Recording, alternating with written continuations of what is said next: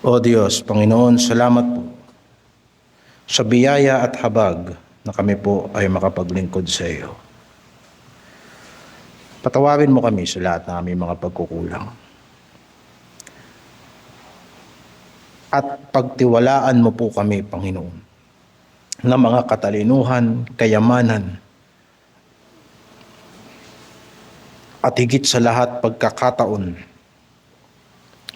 upang kami makapaglingkod sa iyo. Ang kalakasan ng katawan ay hinihingi namin sa iyo. Kasama ng patuloy na paglago sa lahat ng aspeto ng aming pamumuhay upang mabigyan ka namin ng kaluwalhatian sa lahat ng aming ginagawa. Sa gabing ito, patnubayan mo po kami sa iyong mga banal na salita sa aming pong pagbasa sa James chapter 5 verse 7 sa pangalan ng Panginoong Hesus. Amen. Sa huli nating exposition dito sa James, dumako tayo rito sa chapter 5. Nabanggit sa atin sa naunang pangangaral na ang chapter 5 ay nahahati sa tatlong bahagi. Ang una, yung verse 1 hanggang verse 6, ang mga kadahilanan ng pagtitiis. Yung pangalawa ay verse 7 hanggang verse 12 ay panawagan sa pagtitiis. At yung pinakahuli, yung verse 13 hanggang verse 18, ay ang pananalangin bilang anyo ng pagtitiis.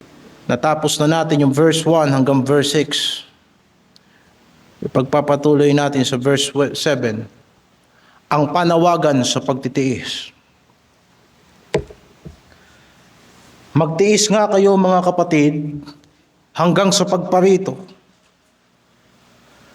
ng Panginoon. Ito, inaasahan na magsasaka ang mahalagang bunga ng lupa na may pagtitiis hanggang sa tanggapin ang ulang maaga at huli. Maliwanag mga kapatid, ang exhortation sa atin sa verse 7. Tinatawag tayo ng Diyos na magtiis. Ang pagtitiis ay kakayahan ng tao na manatiling matatag habang hinaharap ang mga pagsubok, kabiguan, pagkaantala, pagkayamot, o maging ang pag-uudyok ng galit. Ang pagtitiis ay hindi lamang pagtanggap ng hirap, kundi ang patuloy na paggawa ng tama sa kabila ng mga kahirapan. Ang pananatiling positibo sa kabila ng mga kabiguan. Ang pananatiling kalmado sa panahon ng pagkayamot. At ang pananatili ng kabaitan sa kabila ng maraming mga tao na nag-uudyok sa atin na gumawa ng masama. Madalas na nawawala ang pagtitiis dahil sa paghahangad ng agarang solusyon kapag dumarating ang suliranin.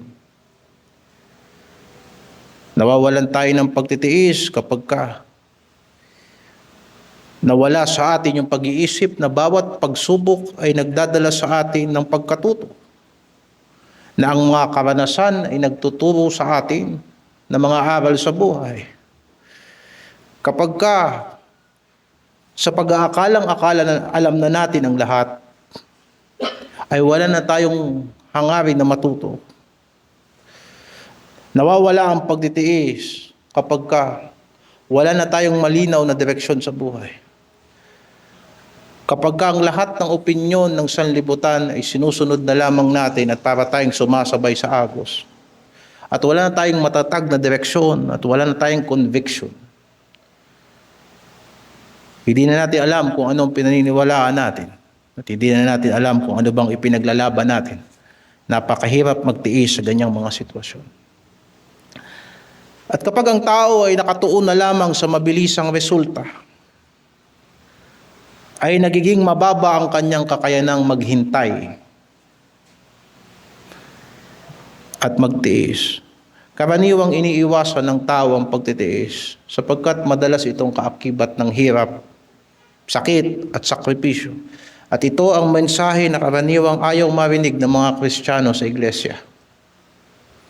Ang mensahe, pagtitiis na naman. Pagtitiis sa kahirapan, pagtitiis ng pagsubok, pagtitiis ng pag-uusig. Ngunit sa pananaw ng banal na kasulatan, mga kapatid, ang pagtitiis ay hindi tanda ng kahinaan, kundi kabaliktaran pa nga. Ang taong nagtitiis sa panahon ng pagsubok ay matatag sa pananampalataya at nagpapakita ng pag-asa sa Diyos. Ang taong nakapagtiis ng pagsunod sa kalooban ng Diyos, sa kabila ng tawag ng sanlibutan, ay mananatili siya sa panawagan ng Diyos at mananatili siya sa kalooban ng Diyos,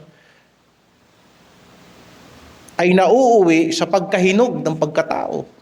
Wala kang makikitang Kristiyanong naging matibay sa pananampalataya na hindi natutong lumaban sa tukso, na hindi na natutong manatili sa kalooban ng Diyos kahit pamalakas ang tawag ng sanlibutan. At makikita mo yon sa pangangaral sa Matthew chapter 7, na ang matatag na tao ay hindi yung nakapakinig ng salita ng Diyos, kung hindi yung nagsagawa ng kanyang napakinggan. Nabanggit natin sa doctrine class na hindi ang pakikinig ang nagpapalakas sa tao, kung hindi yung pagkaranas ng pagsunod sa kanyang napakinggan. Kaya't dumarating ang panahon ng mga pagsubok sa buhay ng mga Kristiyano. Kaya't ang tunay na pagtitiis ay tunay din na kapahayagan ng paghihintay sa pagbabalik ng Panginoong Hesukristo. Now, tignan natin yung talata sa verse 7, magtiis nga kayo. Ito ay salin sa Griegong salita na makrotumeo, na binubuo ng dalawang salita. Na una yung makros, ibig sabihin mahaba o matagal, at yung timos, na ang ibig sabihin ay galit o matinding damdamin. Pag pinagsama mo yung dalawang yung makros at saka timos, yung makrotumeo na Griegong salita ay nangangahulugan sa literal na diwa, matagal bago magalit. So kung babasahin natin ang literal ito, nakagaya sa pagkaintindi ng mga unang nakapakinig nito, mga kapatid, maging matagal at maging mabagal kayo sa pagkagalit hanggang sa bumalik ang Panginoong Hesukristo. Mula rito nabuo ang idea ng pagiging mapagpasensya. Sino ang taong nagpapasensya? Yung matagal magalit, pagpipigil ng galit, at pagtitiis. Sino ang taong matiisin? Yung mahaba ang pisi.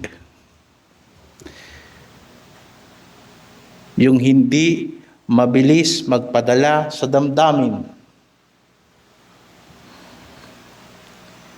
Yun yung natural at literal na ibig sabihin ng magtiis nga kayo, mga kapatid. Sapagkat kung pagbabalik tanaw tayo sa verse 1 hanggang verse 6, inilarawan na sa atin ano bang pinagtitiisan ng mga Kristiyano na sinulatan ni Santiago. Una, yung kahirapan dahil sa kawalan ng pagkakapantay-pantay ng mayaman at mahirap. Verse 1 hanggang verse 3. Pangalawa, nilang pinagtitiisan, nagtatrabaho sila pero hindi sila binabayaran ng tama. Niloloko sila ng kanilang mga katransaksyon. Verse 4, verse 5. At pangatlo, sila na nga agrabyado, sila pa ang dinadala sa hukuman. Sila ang inuusig. Pinagtitiisan ng mga Kristiyano yung kanilang kawalan ng hustisya. Sapagkat yung kalaban nila mayayaman, ang mga Kristiyano mahihirap.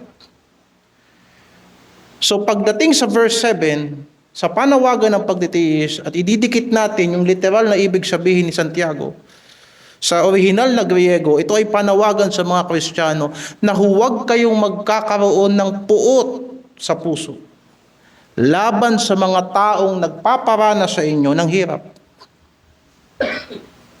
Huwag mo lang tiisin yung kahirapan. Magalit, huwag kang magalit doon sa nagiging instrumento ng kahirapan. Huwag kayong magalit doon sa mga mga taong umuusig sa inyo. Maging mahaba ang pisi ninyo doon sa mga taong naghahabla sa inyo.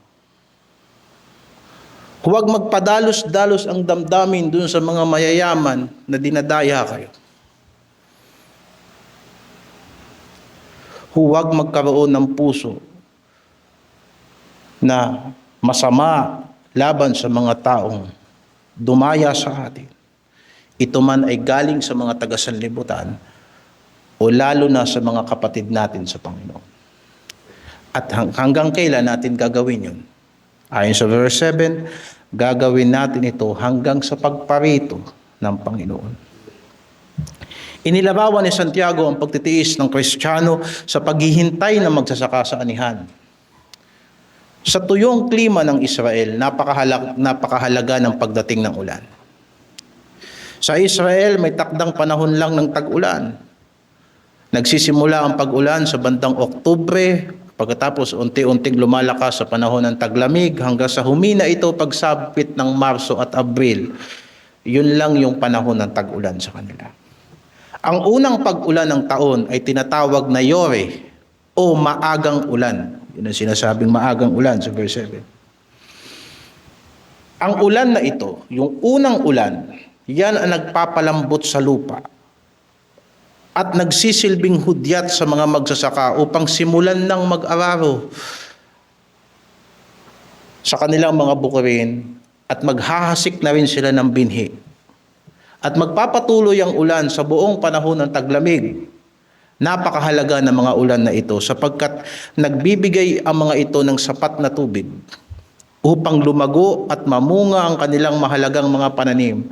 At alalahanin ninyo na ang Israel ay malapit sa lugar ng mga disyerto. At ang tag-init doon ay talagang tag-init, tag-tuyot. Ang huling pag-ulan ay dumarating sa tagsibol na tinatawag na huling ulan o Malkos sa Hebreo. Ang ulang ito ang nagpapatubo at nagpapahinog sa mga bunga upang maging handa na ang ani. So sa unang ulan, nagtatanim sila. Sa huling ulan, aani na sila. Yan lang ang cycle ng 6 months sa kanila sa isang taon. Pagkatapos ng huling ulan, pumapasok na ang panahon ng tag-init na halos walang ulan at talagang tagtuyot. Hihintayin na naman nila yung unang ulan pagkatapos ng 6 na buwan. At paulit-ulit yun taon-taon.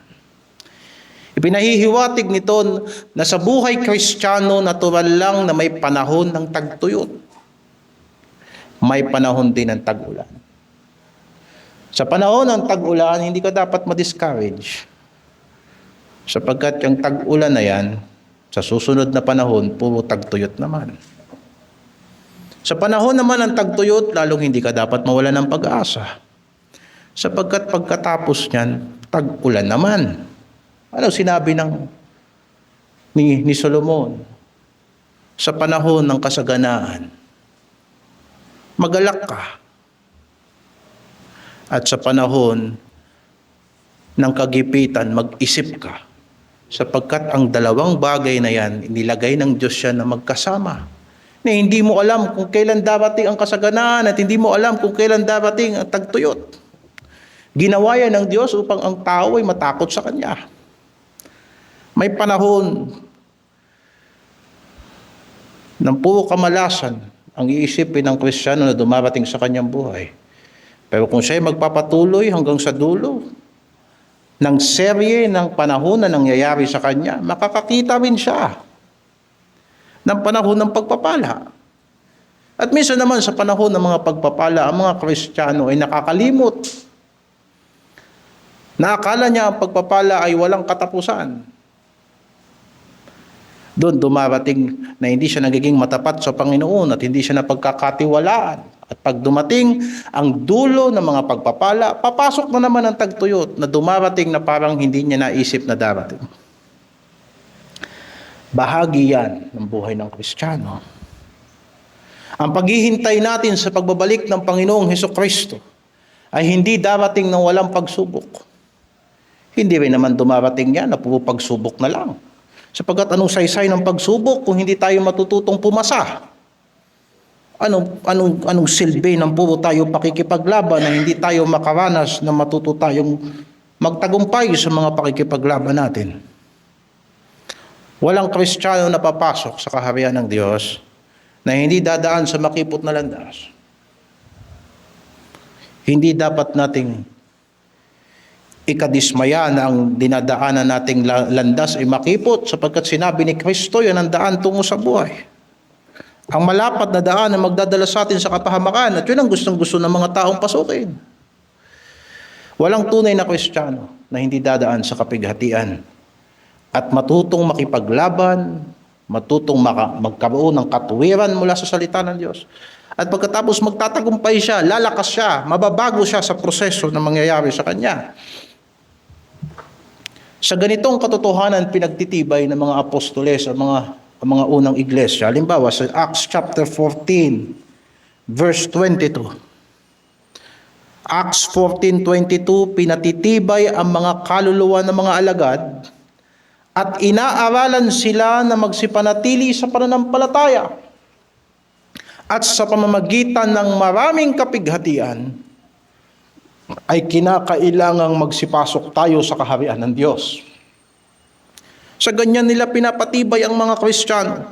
Hindi nila sila pinangangakuan na magiging madali ang pananampalataya. Sapagkat yan ay kaakibat ng Espiritu ni Kristo. Ang Biblia ay ibinigay sa atin ng Diyos hindi para sa madaling panahon, kundi para sa mahirap na panahon. Ang pananalangin ay nagiging mas makabuluhan sa atin sa panahon na mahirap, sa panahon na tayo ay nasa digmaan. Ngayon, sinabi sa atin na ang panawagang ito ni Santiago na magtiis hanggang sa pagbabalik ng Panginoon ay panawagan na magtimpi sa lahat ng gumagawa ng masama at umuusig sa mga Kristiyano. Bakit ito mahalaga? Nililinaw natin na ang pagtitiis na ito ay hindi basta pagtitiis sa existential na kahirapan, kung hindi pagtitiis doon sa mga aktual na mga tao na instrumento ng kahirapan, na agent ng kahirapan. Bakit ito importante? Sa dalawang dahilan na mula sa turo ng Panginoong Hesukristo. Una, sapagkat sa panahon ng pag-uusig, ang mga Kristiyano ay tinuruan ng Panginoong Hesukristo na magalak. Matthew chapter 5, verse 10 hanggang 12.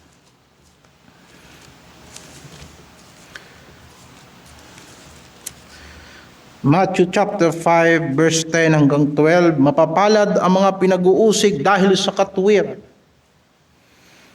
sapagkat kanila ang kaharian ng langit. Mapapalad kayo pagka kayo'y inaalimura at kayo'y pinag-uusig at kayo'y pinagwiwikaan ng sari-saring masama na pawang kasinungalingan dahil sa akin. Mga galak kayo at mga agsayang totoo, sapagkat malaki ang ganti sa inyo ng langit, sapagkat gayon din ang kanilang pagkausig sa mga propeta na nangauna sa inyo. Bakit hindi ka magagalit at magtatanim ng sama ng loob? Sa madaling salita, bakit mo pagtitiisan? Sapagkat alam mo sa iyong sarili na ikaw ay nasa katuwiran ng Diyos. At dahil sa ikaw ay nasa katuwiran ng Diyos, sa iyo rin ang kaharian ng langit. Kaya sa lahat ng pagpapayo na ginagawa natin sa iglesia, madalas itong binabanggit natin, siguraduhin mo lamang na yung pinararatang sa iyo kasinungalingan. Kagaya ng sinasabi ng banal na kasulatan, na kayo ay pinararatangan ng sari-saring masama na pawang kasinungalingan. Dahil sa oras na ang konsyensya natin ay kumontra sa katotohanan, hindi mo na mapipigilan ang sarili mo. Magkakaroon na ng away. At ang katwiran ng Diyos, kapag hindi ginawa, nauuwi na yan sa gulo. Nabasa rin natin yan sa chapter 3 ng James. Huwag nating kakalimutan na tayo ay asin ng sanlibutan at tayo ay ilaw ng sanlibutan.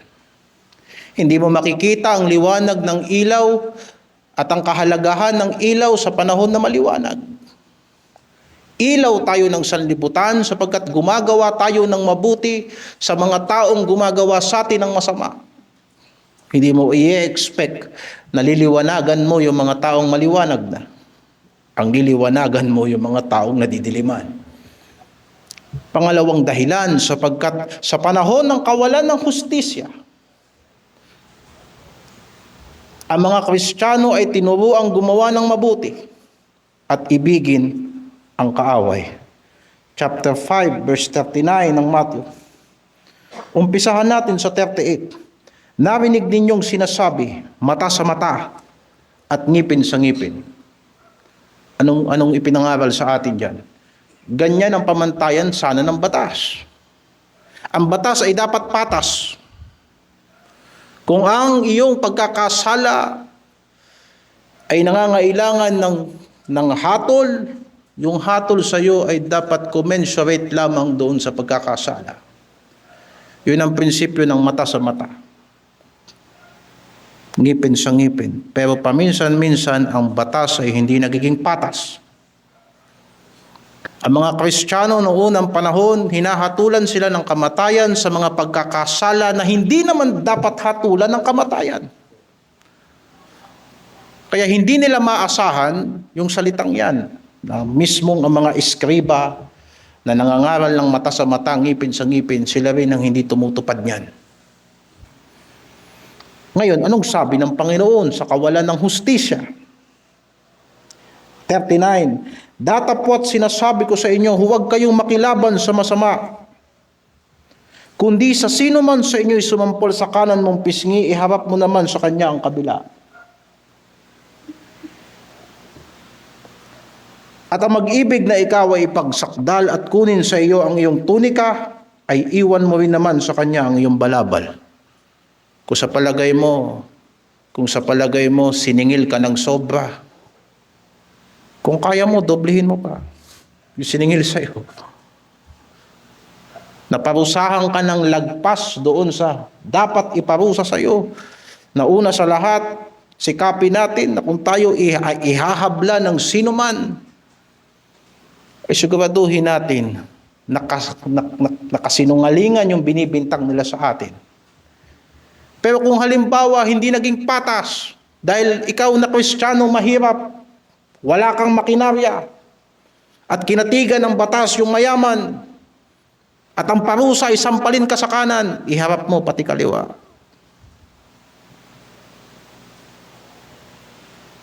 Pagka kinuha ang damit mo, yung balabal mo, ibigay mo pati tunika mo.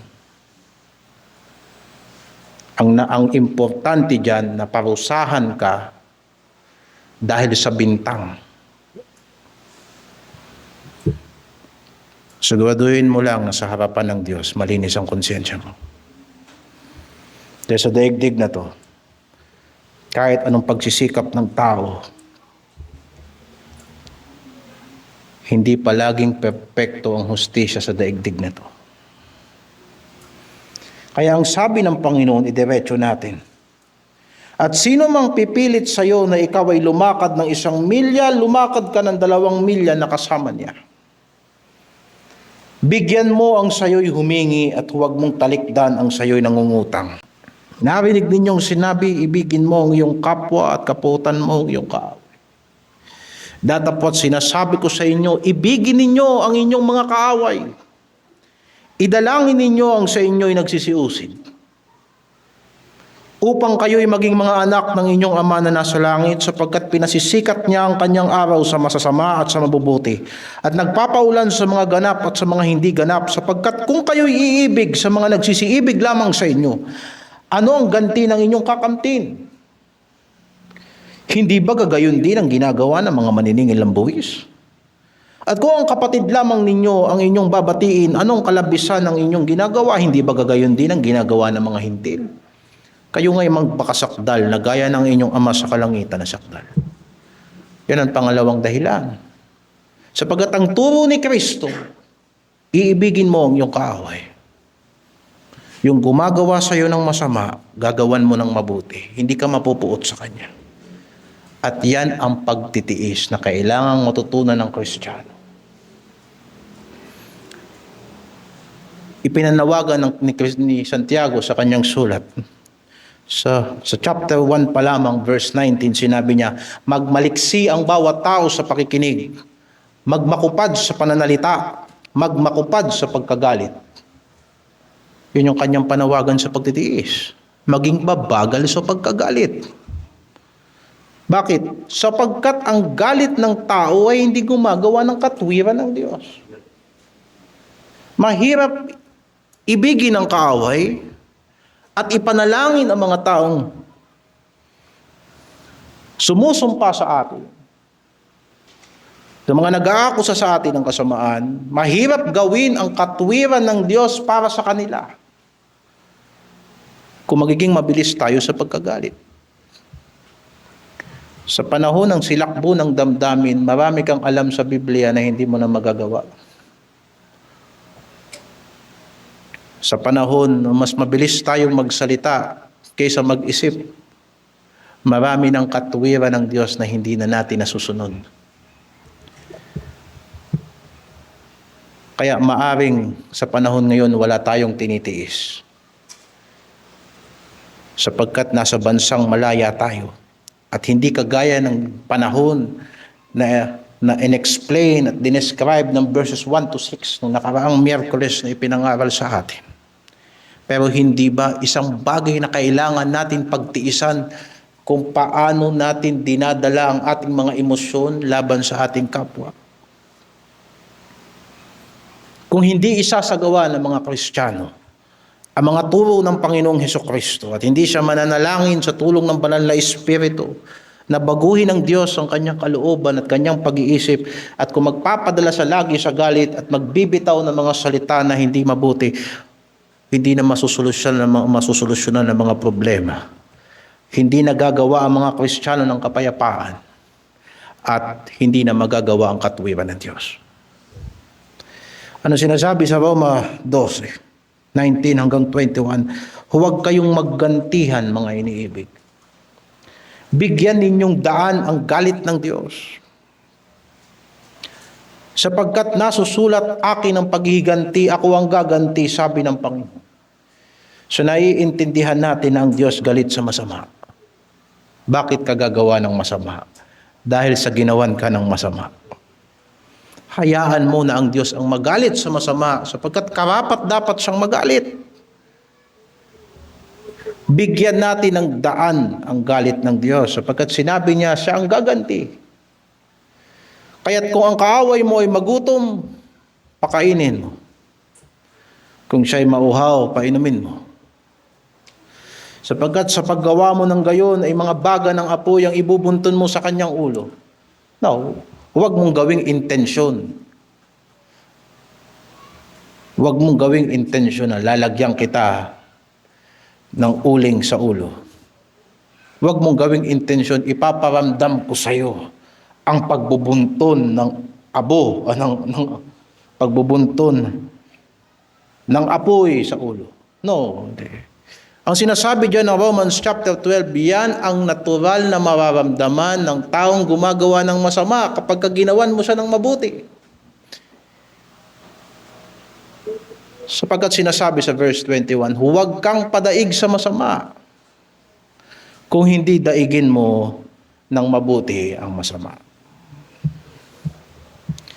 Sa palagay ko, isang pagtatagumpay na kailangan din natin maranasan sa lahat ng pagsubok natin sa pananampalataya. Ang tunay na pagtitiis sa makatuwid ay hindi lamang pagtanggap ng pagdurusa, kung hindi ang kawalan ng puot at hinanakit sa mga naging dahilan ng ating pagdurusa. At ito mismo ang halimbawang ipinakita ng Panginoong Hesukristo sa atin sa lahat ng kanyang pagdurusa. Pag tinignan mo yung pagtitiis ni Kristo, ang lagi nating iniisip yung sakit ng latigo, yung sakit ng pako sa kamay, yung kahihiyan. Pero naisip mo ba kung gaano pinagtiisan ni Kristo yung mga taong gumawa sa Kanya noon? Lumuha siya para sa Jerusalem. Nung siya'y papasok sa Jerusalem, alam niya na pag pumasok siya doon, sa loob ng linggong yan, papatayin siya ng mga tao. Pero lumuha siya para sa kanila. Sa halip na magalak siya, ng kanyang sinabi, "O Jerusalem, darating ang mga kaaway, papalibutan ka, buti nga sa'yo. Sapagkat dumating ako, hindi niyo ko tinanggap." Hindi. Lumuha siya para sa bayan na tumanggi sa kanya. At sinabi niya, "Ilang beses ko kayong inakay, pinagsama-sama, kagaya ng inahin na kanyang pinagsasama-sama ang kanyang maliliit na sisiyo. Pero ayaw niyo." Isipin mo kung paano niya pinakisamahan si Judas. Simula sa umpisa ng kanyang ministeryo, sa kabila na alam niya na sa simula pa lang na yan si Judas ang magkakanulo sa kanya. Tiniis niya si Judas. Dahil ba si Judas ginagawan siya ng masama? Hindi yung masamang ginawa ni Judas ang pinagtiisan niya. Si Judas mismo ang pinagtiisan niya. Nang hulihin siya sa Getsemani, sapagkat itong si Pedro ay nanangan sa kanyang sariling lakas, na sinabihan sila ng Panginoon na manalangin kayo para huwag kayong pumasok sa tukso.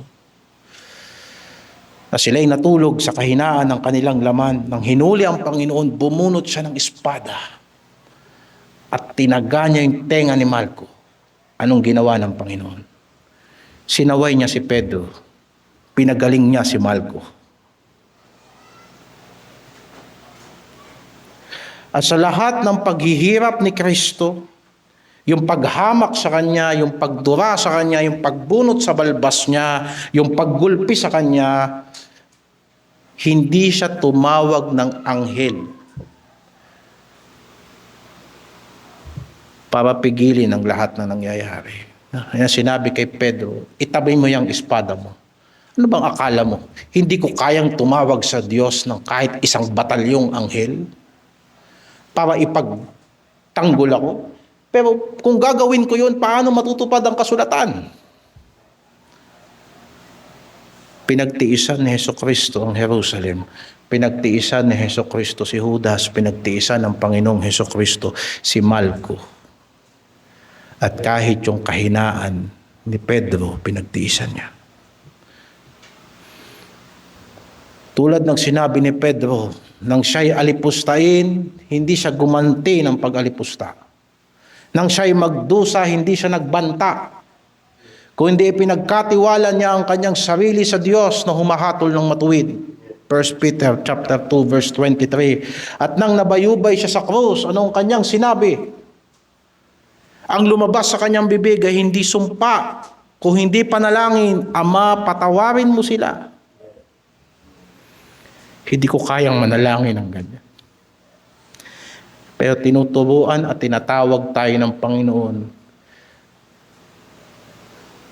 Madaling magtiis sa kahirapan kung matututo kang magmahal sa lahat ng gumagawa sa iyo ng kahirapan. Si Jesucristo, sabi niya, "Ama, patawarin mo sila, sapagkat hindi nila nalalaman ang kanilang ginagawa." Anong hindi nila nalalaman dun? Hindi yung kanilang pagpatay kay Kristo ang hindi nila nalalaman doon. Bulag ang kanilang mata na yung pinapako nila, yun ang anak ng Diyos. Yun ang hindi nila alam. Hindi nila alam na yung pinapako nila, yun ang tagapagligtas. Yun ang hindi nila alam. Alam nila lahat yun. Alam nila na dinaya nila yung paglilitis. Alam nila na pinagplanuhan yun lahat. Alam nila na tinignan nila yon na kagaya ng isang political na makinarya para sa Jesucristo ay maalis. Alam nila lahat yun. Pero ang hindi nila alam na yung pinako nila, yun ang prinsipe ng kaluwalhatian. Yun ang ipinanalangin ni Kristo. Kung gayon ang pagtitiis na ipinapanawagan ni Santiago ay hindi lamang pagpipigil ng galit, ito ay panawagan na sumunod tayo sa halimbawa ng Panginoong Hesukristo. Ang taong tunay na naghihintay sa pagparito ng Panginoon ay dapat matutong magtimpi. Dahil sa oras na bumalik ang Panginoon, lahat ng masamang tao parurusahan niya. At ang lahat ng umaasa sa Kanya, ililigtas niya. Ang taong naghihintay sa pagbabalik ng Panginoong Hesukristo ay dapat marunong magpatawad sa mga kaaway. Marunong umibig sa mga taong masasama. Sapagkat naniniwala tayo, walang kasalanan na hindi sisingilin ng Diyos. Yung kasalanan natin, mga Kristiyano tayo, hindi ba siningil ng Diyos yan? Siningil ng Diyos yan. Sa Panginoong Hesukristo nga lang.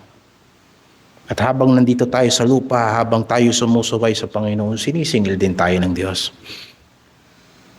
Pero ano sa akala ninyo, yung mga taong hindi magpapasakop sa Kanya at patuloy na nagtatago sa kanilang mga kasalanan at bumalik si Kristo, hindi ba yan sisingilin ng Panginoon? Ngayon, kung naniniwala tayo dyan, mga kapatid, walang saysay na magalit pa tayo. Ipagpatuloy natin ang paglilingkod natin sa Panginoon na masaya at mapayapa. Ngayon, hindi ba nararapat na kung yung hari na naparito, pinagtiisan niya yung mga taong pumatay sa Kanya, pero wala naman silang magagawa sa Kanya sapagkat sa ikatlong araw siya'y muling nabuhay. Di ba? Hindi ba tayo ay dapat na naghihintay sa Kanyang muling pagparito ay matuto rin ng ganong pagtitiis? Higit sa lahat, mga kapatid, ang buong pagpapakasakit ng Panginoong Hesukristo ay para sa kaligtasan ng mga makasalanan. Para sa kaligtasan ng mga taong walang ginawa sa buhay kundi magrebelde sa Diyos. Na walang ibang lumalabas sa bibig kundi pamumusong at paglapastangan sa banal na Diyos. Na walang ginawa sa pamumuhay kung hindi makipag-alit sa Diyos, makipaglaban sa Diyos. Hindi niya tayo inibig dahil sa tayo ay karapat-dapat, kundi sa kabila ng ating pagiging makasalanan. Hindi ba yan ay larawan ng pinagtiisan tayo ng Panginoon, tayo na sumasakit ng Kanyang kalooban? Kaya sinabi ni Apostol Pablo, ipinagtatagubili ng Diyos ang Kanyang pag-ibig sa atin nang tayo ay makasalanan pa, si Hesukristo ay namatay dahil sa atin. Mangagtiis kayo, mga kapatid, hanggang sa pagbabalik ng Panginoon. Huwag kayong magalit sa mga taong kailangang akayin natin kay Kristo. Huwag kang magagalit sa kapatid mo. Kung hindi ko ang kapatid mo nagkamali, ituwid mo siya. Kung ayaw niyang magpatuwid, pabayaan mo siya, paparusahan siya ng Diyos. Huwag mong hayaan na yan ay makaapekto sa iyong pagtitiis. Ngayon, hindi natin ito kagad matatapos pa. Pero paano magtitiis ang mga Kristiyano? Tatlong paraan na sinasabi ni Santiago kung paano tayo magtitimpi.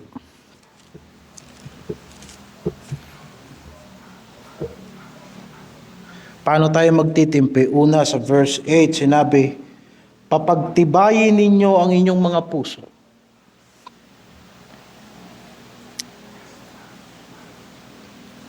Pangalawa, verse 9, huwag kayong mga upasalaan, mga kapatid.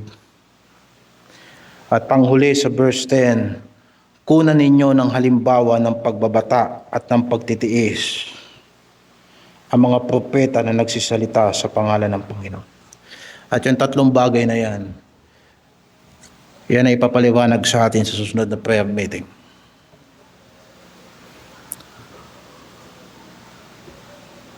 Mga kapatid, yan ang salita ng Panginoon. Manalangin tayo. O Diyos, salamat sa pagmamahal mo sa amin. Salamat po sa pagtitimpi mo sa amin. Salamat po at hindi mo kami ginantihan ng masama sa lahat ng masama na ginawa namin sa iyo. At kung magdanas man kami ng kaunting kahirapan na bunga ng aming mga gawa ay matuwid lamang sapagkat ikaw ay matuwid. Gayunpaman sa lahat ng pagtutuwid mo sa amin, sa lahat ng pagpaparusa mo sa amin, hindi naman kami hinihiwalayan ng iyong biyaya. Kaya't mabuti ka pa rin, Panginoon, kahit sa iyong pagpaparusa, kahit sa kagutuman ng aming mga kaluluwa, mabuti ka pa rin. Kaya, Panginoon, hindi kami mauubusan ng mga dahilan ng katitisuran sa loob at labas ng iglesia. Titisurin kami ng sanlibutan. Titisurin kami ng mga balita sa social media. Iba't ibang perspektibo, iba't ibang teorya. Sa loob ng iglesia, sa aming mga magkakapatid, hindi kami mauubusan ng mga dahilan upang ang dyablo ay sumalingit sa aming mga fellowship. Panginoon, gawin mo po kaming mapagtimpi sa aming kapwa. Nawa ang aming pag-ibig sa kapwa ay maging umpisa ng isang mayabong na pagtitiis. Hindi kami basta nagtitiis sa ministeryo. Hindi kami basta nagtitiis sa gawain. Tinuruan mo kaming magtiis para sa mga tao na kailangan dalhin sa Panginoon. Sa mga kapatid namin na kailangan naming hintayin para tumibay. Sa mga kaluluwa na ilang beses naming iniimbita pero hindi susunod. Mga nangangako pero hindi nila ginagawa. Panginoon, huwag nawa kami mapanghinaan ng loob. Mahal namin sila, kagaya ng pagmamahal mo sa amin. Kagaya ng pangunawa mo sa amin, tulungan mo kaming unawain ang mga taong nagbibigay sa amin ng kabigatan ng kalooban. At huwag itong maging tisod sa amin na hindi na kami makapaglingkod sa iyo ng may kapayapaan at pag-ibig. Salamat po, Panginoon, sa pangangaral na ito na ibinigay mo sa amin. Napakabuti mo. Sadyang napakalinaw ng iyong banal na kasalita. Palakasin mo kami ng iyong banal na Espiritu sa iyong paghuhugas sa amin ng salita mo sa gabing ito, ay panatilihin mo kaming malinis hanggang sa huli naming pagkikita. Sa araw ng pananambahan, pagpalain mo po ang aming mga paglilingkod sa iyo. Gawin mo kaming matibay sa lahat ng pagsubok. At sa dulo ng lahat ng pakikipaglabang ito, tulungan mo kaming mag-akay ng tao sa iyong paanan. Sa iyo ang kapurihan at pasasalamat sa pangalan ng Panginoong Hesus. Amen.